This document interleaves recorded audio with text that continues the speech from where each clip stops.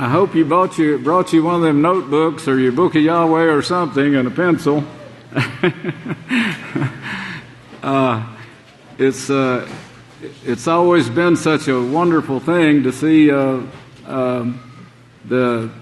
seed, turn to Yahweh, and I know everyone that's a parent, it's such a beautiful moment when you see this taking place in your children, and when you see your seed and your offspring in one day, it's an overwhelming moment.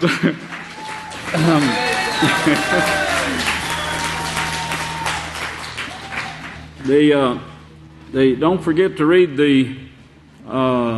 the South Office when you go by. Just take a few seconds and stop and read it. And if you have your book of Yahweh, which I hope you do, or something, turn over with me to 2 Corinthians, the 6th chapter, because some of this we're lax on.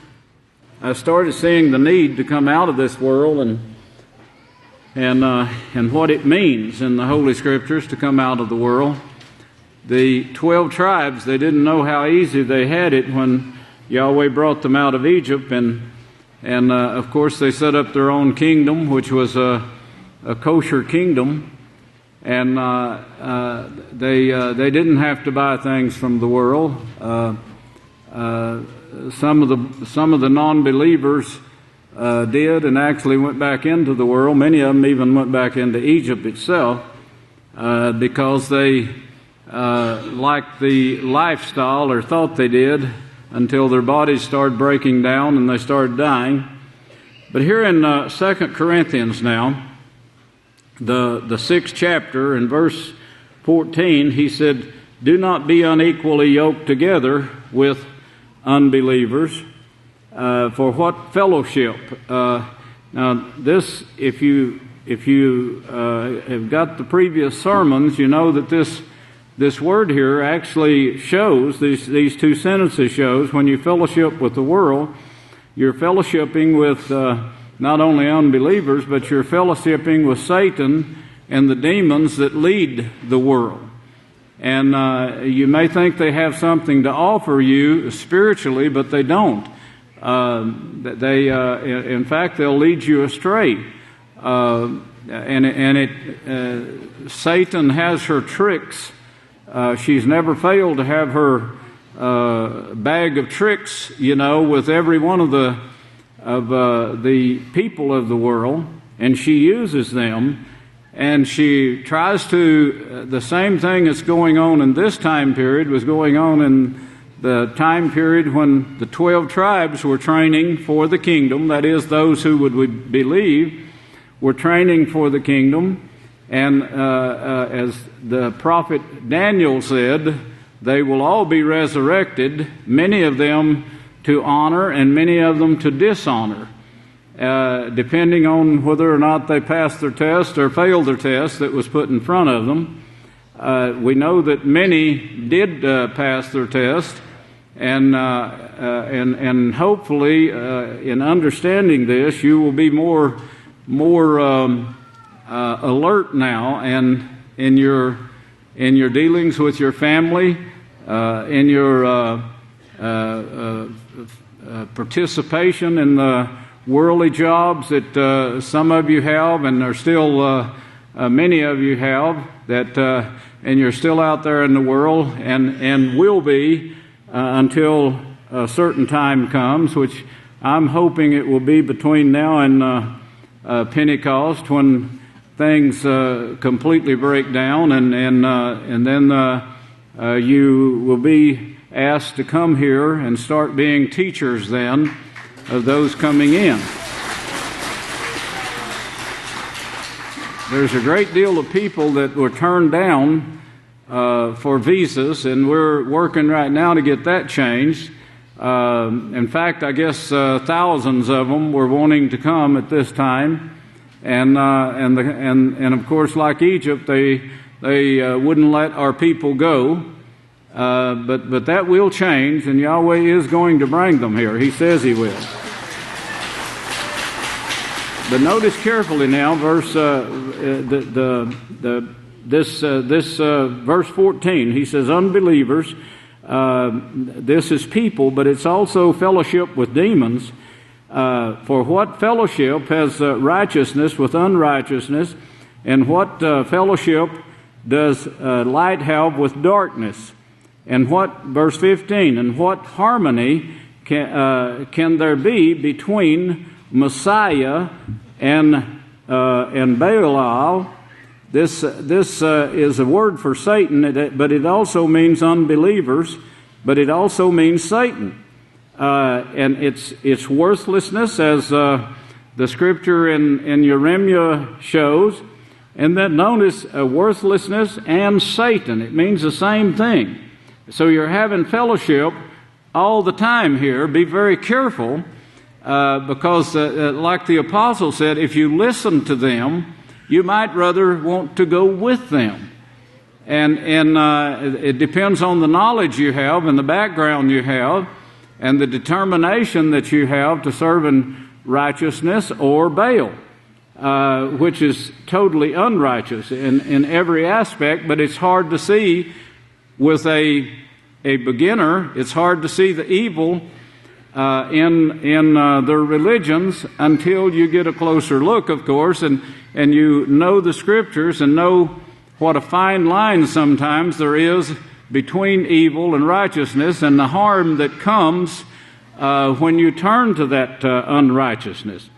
Or what share does a believer have with an infidel? There is no share in the kingdom. Yahweh said the fearful and unbelieving will have their part in the lake of fire.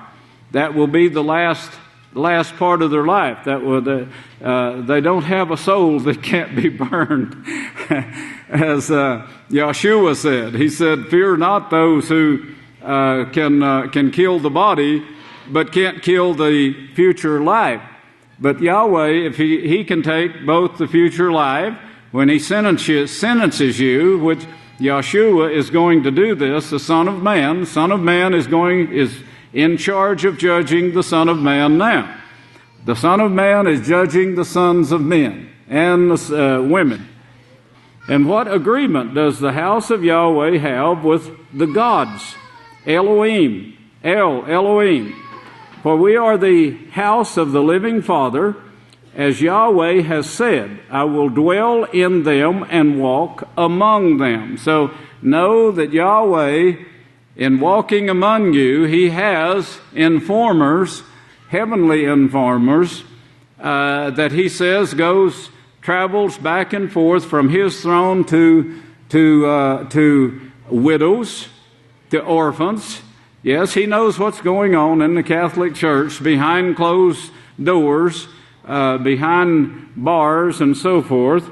Yahweh walks among His people, and He knows what you're doing, and He does this for the purpose of trying you, testing you, proving you, so He can hold you up to the kingdom, to the kingdoms in heaven. And this verse says they're all waiting for the manifestations of the Son of Man. So this we're getting very close to that time, and they're very anxious. The kingdoms in heaven are very anxious because they know that you, through Yahweh's plan, will rule as Yahweh, and you will bring peace to the universe. Praise Yahweh. So in proving you and honoring you, having you where you will have honor in the sight of the kingdoms, Yahweh walks among us and proves us. And you know now, you know that you've got to be in unity. This is one thing that Yahweh insists on, and that is throughout Book 2, you find these writings. I can't change to suit you. You're going to have to change to suit Yeshua.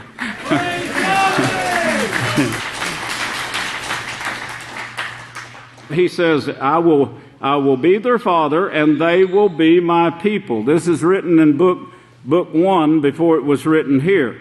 Now therefore, he says, come out from among them and be separate, says Yahweh. Do not, he's speaking of touching the unclean here, that if you notice. We've known for years that the food supply of the world is getting worse and worse. Now the news media is noticing it, and of course there's special shows that are being put out about the chickens, about the beef, the lamb, the goats, even the fish. The chickens, if you could get their heads, which they won't allow you to see it, of course, because they don't sell them. And if they did, they'd probably pick the ones that you couldn't see. But over the years, we've studied and of course learned to spot sickness and what's in the body, as Yahweh says, is shown in the face. And in trying to teach this, it's taken a long time, but now, we have men and even boys out there that can actually spot these things quicker than I can. and this is very pleasing to me because, when I see them obeying Yahweh's laws and anxious. But if you could see the head of a chicken and you notice very carefully, even get you a magnifying glass if you wanted to, and notice the hairs around the eyes, there's 7 points that you look for in the eye. And then I think it's either 5 or 8. I can't remember which. I'd have to go back and look again. That's in the eyelid. And then so many around the eye in the face of a chicken, but it's on his head. But if you'd our men can, they're so great at it, they can spot them in the cage and get them out there, I think, before they ever get killed. But the around the hair, if you notice also in your study of the law, and you find that they'd bring certain people when they had some kind of sore, they'd bring that person to the priest, and he'd look at the hairs around the place that showed the infection.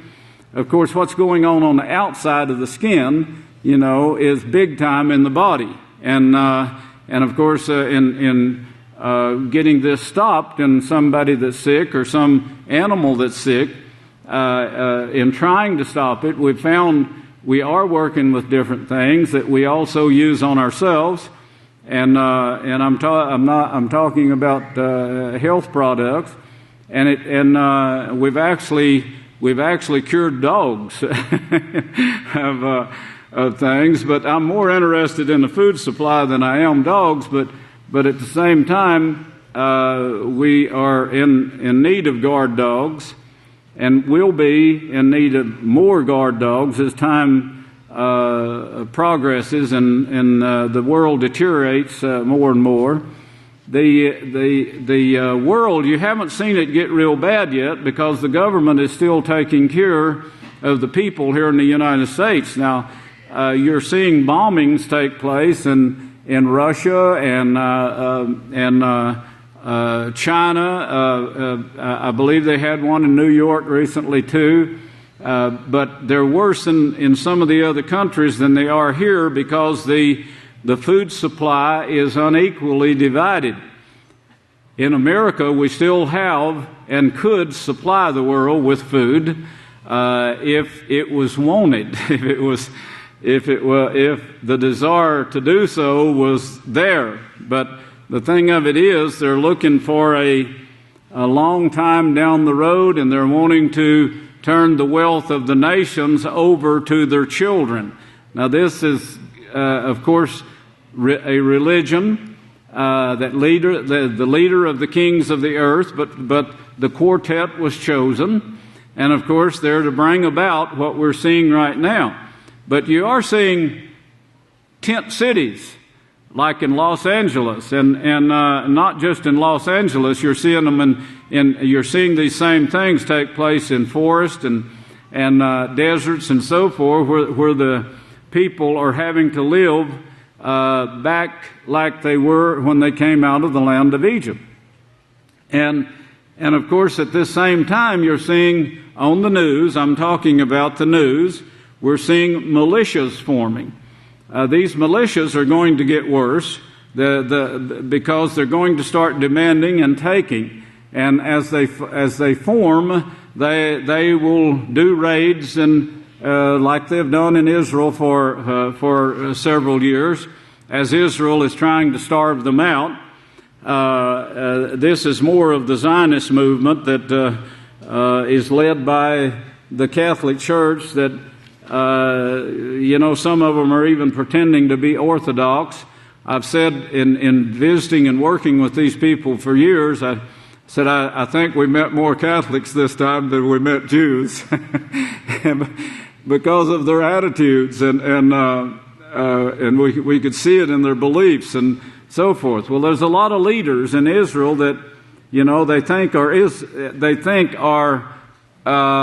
people think are more the scriptural type of people that the Hebrews were when they came out of Egypt. But they're not. They're more of the unbelievers. In fact, there's very few believers there among the leaders. The majority of the believers are among teachers and people who are working to try to stop the problems that they're having. The leaders of the leaders in Israel right now, they're trying to take advantage to get the upper hand, where they can take the land and take the wealth, take over. Well, of course, the leaders of the opposite side are doing the same thing. This is what went on with Rome. That's the reason the Roman Empire could not stand. They even fought among themselves and divided and so forth. But before it finally went down, and of course this religion that was leading this thing, that's the reason it never did fall. The religion stayed because they saw the benefit in this religion, not only in wealth but in power. Well, back to the food supply now. The food supply is deteriorating, and it's more and more. And they're saying to raise a chicken without using antibiotics, it costs about something like $5 to $9 a pound. Yeah. Now, I couldn't believe it when I said call and see what they say, because I know it's costly to do so. The ones that's raised with antibiotics and with hormones to push the growth, yes, they're sick when they're butchered, but they're raised cheap. They cost between $1 to $2 a pound. But in trying to come out of the world, of course, it's not easy to come out. It's not easy to stop buying their foods. And you'd find that out if you tried to do it on your own.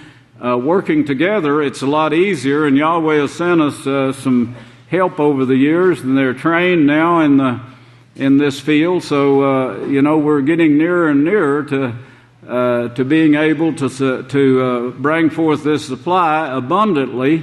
And of course, if we had more workers, it would be still yet easier. So I'm looking forward to the workers that come from wherever, that want to be a part of the house, and I know they're coming very, very soon. But anyway, keep this in mind when you come. Now look at verse 17. He says, therefore, 6 and verse 17, 2 Corinthians, he says, therefore, come out from among them. These people that he's saying come out from among them are the same ones that Isaiah 24 is saying, you don't live according to the laws, so you have defiled the land, you have defiled the animals. Every animal on earth is defiled at this time, as you saw from the three men that's worked getting together the information. And of course, we've been working with veterinarians trying to solve problems. And the veterinarians readily admit it's unsolvable. Well, we can kill them out of the stomach, but that's as far as we can go. We can keep them from dying from it till you can butcher them and eat them. You may not know it, but you're fighting the same things in your own body. And That's the reason I've been saying you need to cleanse. You need to cleanse yourself. And of course, I know that some of these cleanses, when they start working, when you start taking them and they start working, yes, you will get a little bit sick, not because of the cleanse itself, but because of the toxins that is coming forth from the dead parasites that it's killing in your body, and your body is having to get rid of them. It's advisable to take that detox tea. That helps. It's also advisable to, when you feel the upset in your stomach, drink more water, and to help to flush them out. I go by experience. I took the 7th formula for over a year, about a year and a half, and I've been taking the number 2 formula now for almost a year, and it does work. It helps to get rid of the parasites. Parasites will kill you. It'll kill animals. It'll kill strong animals, and is doing so. I don't know if the men brought this out. I didn't get to watch all of their work, but I know that the veterinarians say that you can have a perfectly live looking animal. Now, of course, if you looked at it close up and examine their eyes, you'll see it's not healthy. Examine their mouth. There's certain clues around their mouth that you can look for, and of course, the bigger they get, the more easily they are to see. But our men are trained now in finding them very small, finding the small infections in the liver, the heart, and so forth. If you go to the store, you'll find livers that are trimmed and sliced, and this infections, of course, trimmed off. They don't throw that stuff away that they trim off either, is what I'm told. I'm not trying to make you sick at your stomach now, but the bologna that they call bull bologna, I would be very careful about touching any of this stuff. We're being very careful. We're trying to more and more, and I'm asking everyone to do it, to come out from among them and be separate. Well, touch not the unclean thing, and I will receive you. There in verse 17, Yahweh said. Now, look on down to chapter 7 there, and verse 1. Therefore, having these promises, beloved, let us cleanse ourselves. Let us cleanse ourselves from the filthiness. How did he know that this would be in our time? And was this actually taking place then? Yes, it was. The priest in Jeremiah 23:15 from this family, the only family that I've known of all the families of the earth, Yahweh said, you have brought profaneness to all the world. They're the ones that brought it. And of course, in Jerusalem, in Israel at that time, in Jerusalem, these priests were in charge, and of course the defilement was going out to the land. And if you read Malachi, he's and Hosea, they are scolding the people for bringing forth these defiled animals with spots.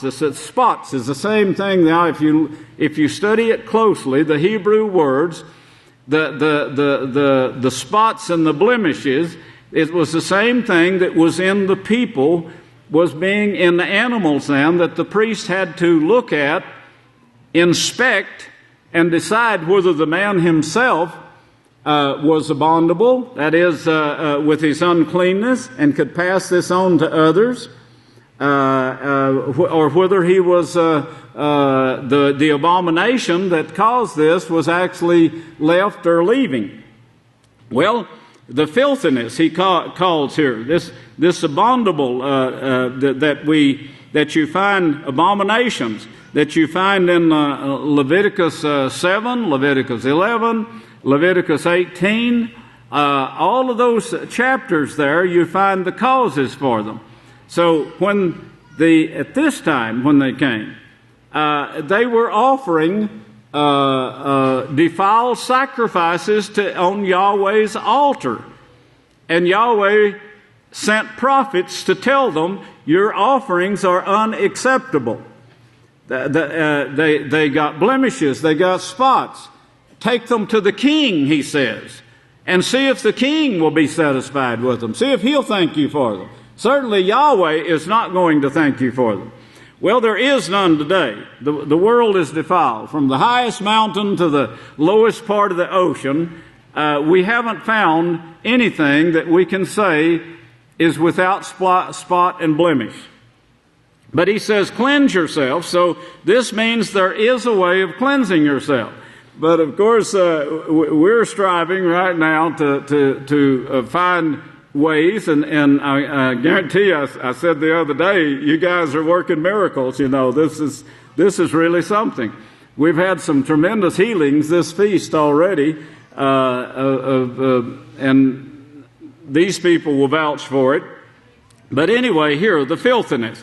It comes from the abominations that is actually caused by the filth of mankind and his lust. And I said years ago that 90% of our sicknesses and diseases among animals and people are from STDs. And he said, the filthiness, cleanse yourself. Cleanse yourselves from all filthiness of the flesh and, of course, of the spirit. In this now, right here, it's if you remember Romans, well, maybe we better go there and read it. Let's look at Romans 8:4. Romans 8, verse 4. He says, in order that the righteous requirements of the law might be fully performed in us, who do not live according to the flesh, but according to the Spirit. Now here, of course, the disciples was teaching the people the same thing that we are today, and they were forming small communities of people, and they were at one time trying to live in common in a certain place. All of this was interrupted after their work was finished, of course, and they were arrested and sent, many of them sent to Rome, and there they were killed. But Fox's Book of Martyrs shows this, of course, and this was some of the stuff that I've been showing you about the tribes when they split up. Others went to Babylon. Some of the tribes went to Babylon, formed their own kingdoms, and of course they'd go back and try to kidnap their brothers and force them into going and being a part of their empire. They're continually trying to build their empires. Well, this group, of course, was the apostles. And if you look over to chapter 7, verse 12, it says, therefore the law is holy, and the commandments are holy and just and righteous. And then in verse 14, he says, for we know that the law is spiritual. And to be spiritual-minded, of course, living according to the law, is life eternal, but to be carnally minded, of course, is death. So, not only are we to cleanse our bodies of this filthiness that we're getting from the world, and the only way you can do this, is to stop putting it in and to get rid of the parasites that you have there. But look at also now the persecution. This has not stopped. The persecution has not stopped, and of course I'm sure that other tests will be, especially if there's any doubt. If there's any doubt at all that Yahweh has concerning you, you're going to go through tests, but you need to welcome it and praise Yahweh through Yeshua that you will pass the test, that He'll give you strength to do so. Praise Yahweh. Remember how Solomon said to pray. Go through his house. And anyone who will, look to that house, he said.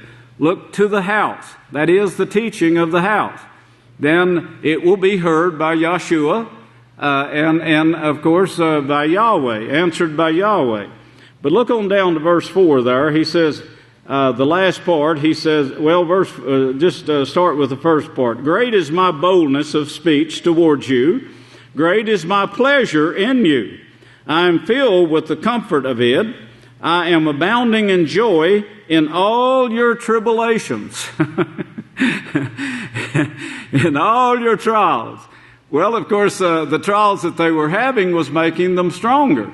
And their trials, they have many honors now, just like Abraham did to their benefit. I noticed that in this feast alone, I noticed people putting down their own feelings, and they were actually trying to make the feast a joy for everyone around them, and that made me so joyous when I saw this. I'd say, how are you? Everything is wonderful, they'd say. In all your tribulations, for when we arrived in Macedonia, now this wasn't Israel. When we arrived in Macedonia, these are people that had been taken out from Israel. The tribes would come in, they would make war against the city, take them prisoner and take them to their place. This was what what occurred with Lot. Lot's portion, when he and Abraham decided to separate, Lot's portion was started with Sodom, of course, and went the other direction from the portion that Abraham had. Well, of course, the kings, in wanting to build an empire, they came and got the whole bunch, including Lot and his family. Well, they picked on the wrong ones. And this was in the bloodline of Yeshua, and of course, Yahweh put a stop to it then and there, proving again his power over the gods. For when we arrived in Macedonia, our flesh had no rest.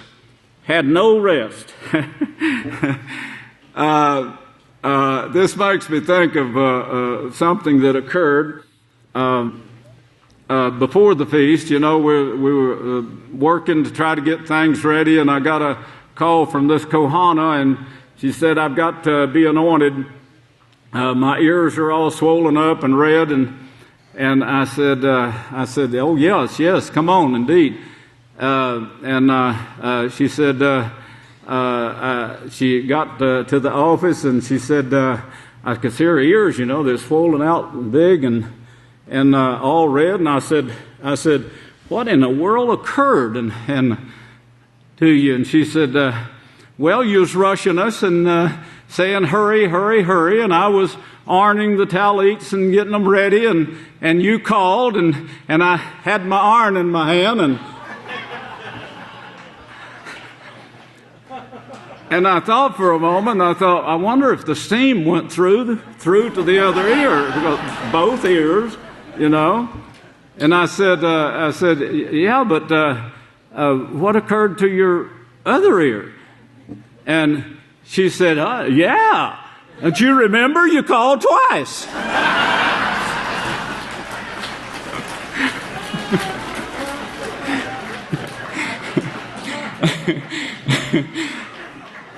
You can't get in too big a hurry, you know. Actually, that was a Kohan, but he didn't want me to tell that he was ironing.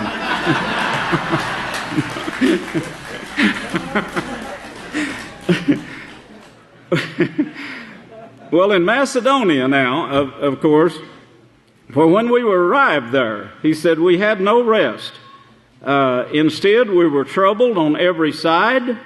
Outside there was fighting, inside there was fears. So I know you've gone through some of that now, and I hope that's it.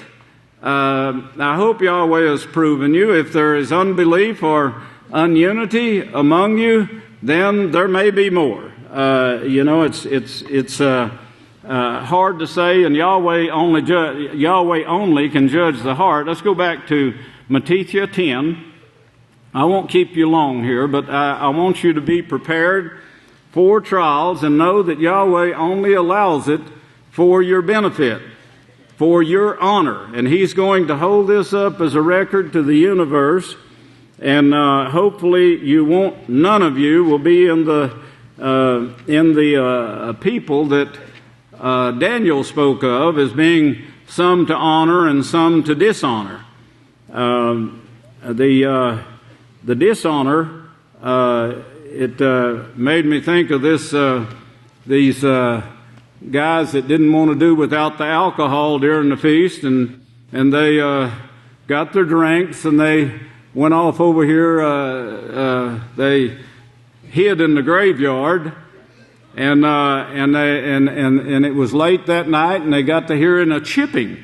They said it sounded like a hammer chipping at a tombstone, and it kind of broke them up and woke them up a little, And they said, so they was about half drunk or maybe all the way drunk, and they went to hunting that chipping noise, and they found an old man over there chipping on a tombstone, and one of them said, "Man, what in the world's wrong with you out here chipping at that this time of night? You like to scare us to death. I thought I saw a ghost." And the guy mumbled something, and they went walking off, staggering off, and one of them said, "Did you hear what the guy said?" And he said, "Yeah," he said, "they had the wrong date on my tomb."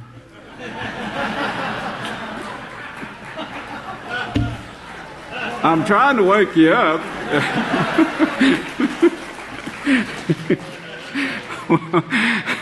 Now, back to the persecution here.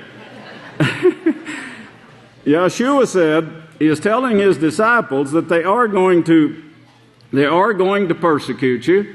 And in verse 16, remember, it's to your honor.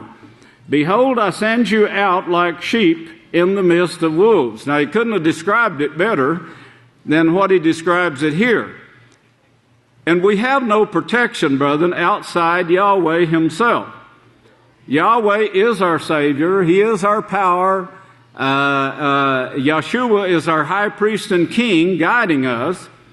And if Yahweh thinks that we need more persecution to bring us to perfection, that's what you're going to get. I would beg of you to humbly submit yourselves to Yahweh, believe Him, believe without seeing. Some have come here, their minds are so messed up with, I guess, over drinking and marijuana that they can't accept. Their minds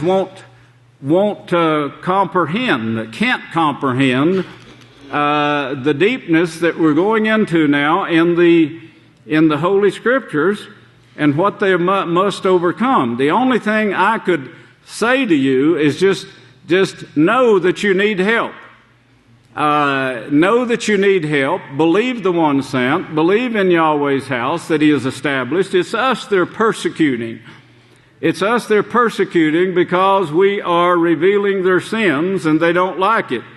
The Catholic Church hates it. The Crusades were invented to kill people who are doing what we're doing right now. The Yahweh has seen to it that we have protection, and He can protect us from further persecution and let us continue in the work of getting this message out to the world, to the 2 billion people. He can do that. And He will, and He will protect us from any murders, even from poison, He says, from the unbelievers. So remember that and turn to Yahweh as Yeshua is instructing you to do, and believe. If you don't believe, you are going to be deceived. And you'll have your part in the lake of fire. Praise Yahweh. If you read this chapter, this full chapter, you'll see he says to you in verse 16, he said, "Behold, I send you out as like sheep in the midst of wolves. Therefore be you wise as serpents and harmless as doves." And that's the way we stand right now. Beware of men, for they will hand you over to the councils.